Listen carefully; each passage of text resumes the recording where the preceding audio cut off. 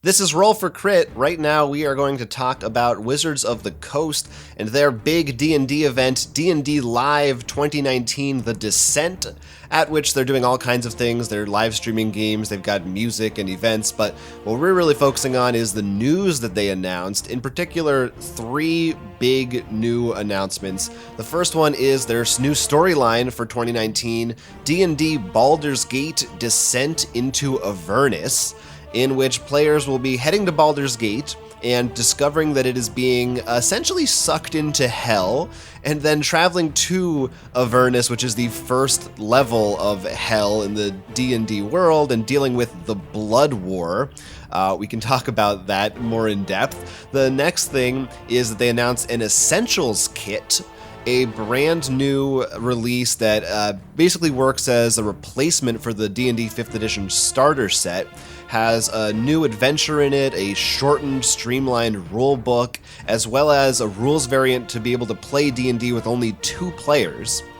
And then finally there's a brand new Rick and Morty themed D&D adventure coming out. So if you are a Rick and Morty fan, then you're going to be able to play along with, I assume, Rick and Morty. I think they'll both be in there in a brand new themed adventure that is also going to work as a starter set. If you're new to the game, you will be able to pick that up, and it comes with dice and everything else. I think in the vein of the Stranger Things box set that they had released earlier this year. So there's a lot to discuss. Why don't we start with, I think, the biggest thing, which is the Baldur's Gate Descent into Avernus announcement. Obviously, Baldur's Gate is a pretty big place, a pretty important and iconic place in D&D lore. How do you take this? Well, what's interesting is it's big because of a video game, and I think it's of course, since that was so popular, it's popped up here and there. I don't know how often it's really been the center of a whole campaign. Like maybe It's like they mentioned it in a source book or something, but I don't think it's had its own sort of spotlight, so to speak. Yeah, it's definitely getting the spotlight here. This is it's a 256 page book with design from Chris Perkins, who's a D&D vet, and it has an adventure for players from level 1 to 13, so it's another meaty one.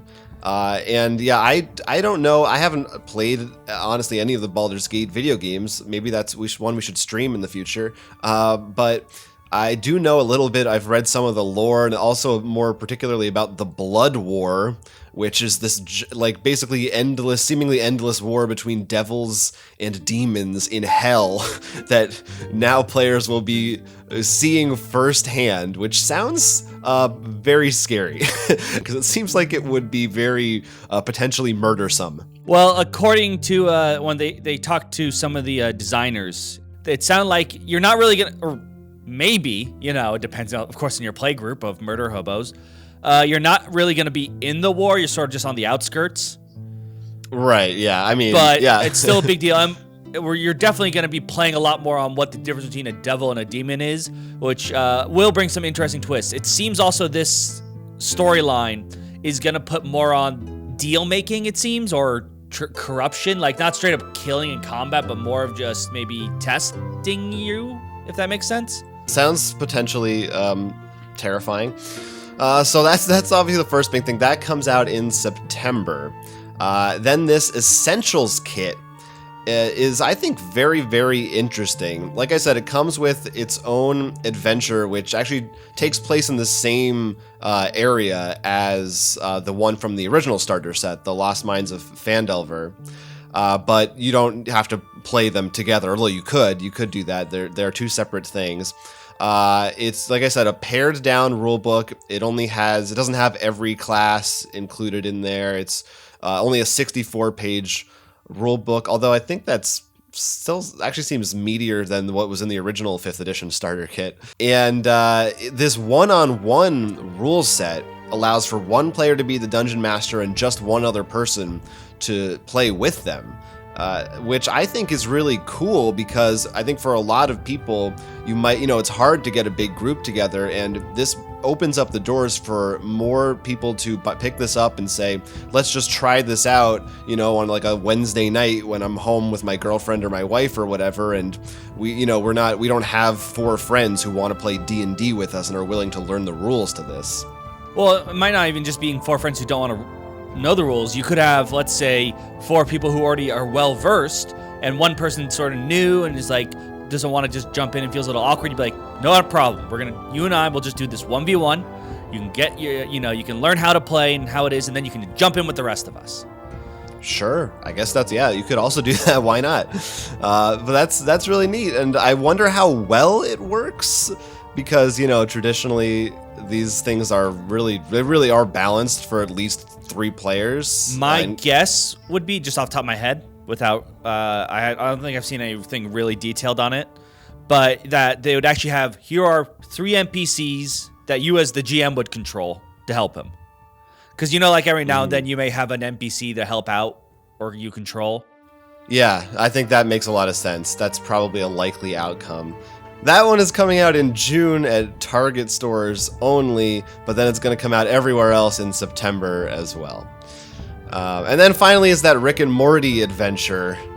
Are you excited for that? Are you excited to play Dungeons & Dragons versus Rick and Morty? And what do you think it might include? I just think it's going to come with a lot of in-jokes. I'm sure there's some pickle stuff. I'm just not that excited about this one. I don't remember if they had a D&D episode or anything. They have some Rick and Morty D&D comics crossovers. I don't think there was never a TV episode about it. But I mean, of course, Dan Harmon is closely associated with D&D outside of Rick and Morty, I love his actual. I mean, like when he plays D&D, and it would be hilarious if there's a little source book of all the crazy characters who've appeared over the years while he's been playing. I mean, my question is, are you going to play as Rick and or Morty, or are they going to be NPCs? How is that? Are you going to choose one person is Jerry or something? I think you're going to be playing as Rick and Morty playing D&D. Maybe, but I think there's a lot of potential here for some weird, cool stuff, because Rick and Morty does all the alternate universe stuff. So if they could really get weird with it, and it could be, if it's written like the show, it could be very, very funny. So I don't know. I think that's something I'm definitely interested in. I think it would be fun to do as a one-shot or something like that. It could be cool. I guess maybe as a one-shot. I don't know. It's just some reason I'm like... I think you're more grumpy about the fan base of Rick and Morty. It might be, but I guess to me also, Rick and Morty's just... It's like, I'll just wait for the show where that's funny. Like, this could end up being like everyone tries to be funny when they're not really. I see. Yeah, I mean, it could. Sometimes the pitfall is, players at the table aren't as funny as the scripted show. Yeah, that's definitely a concern. But at any rate, it's yet another thing that you can tell they're really trying to appeal to a wider audience base with D&D. And it seems like they're succeeding, because it just seems more and more popular every year right now, which is kind of crazy. Nothing wrong with that. We don't Nothing need wrong to play with that. Every Dungeons & Dragons item. Right. So that one also is supposed to come out sometime this fall. So 3 really big things that obviously I think Baldur's Gate, if you're a real hardcore D&D player, is the biggest, most exciting thing coming out of this. But the Essentials kit I'm curious about too. I think there might be some interesting stuff in there, even if you already know all of the rules to the game and you have it all down pat. And there's also going to be an alternate art version of the Baldur's Gate book, and some really cool looking dice accessories and cool maps that you can buy separately. Of course, they're always going to have stuff like that. So we're looking forward to it this fall, or somewhat earlier in some cases if you're visiting Target. And if you have some thoughts about D&D maybe as a DM or as a player, are you excited for this? Also, this week that ties into D&D because they're releasing the new Saltmarsh book. So if you are playing that, we'd love to hear from you. Any of your thoughts and opinions on this subject in the comments section right down below. But until then, I've sold my soul to a devil. And I'm just hanging out in Baldur's Gate. I'm not getting involved in any of that. And this has been Roll for Crit. Catch the latest from Roll for Crit by liking and subscribing, and don't forget to support us on Patreon. Don't get analysis paralysis. Just click those buttons. Help us out.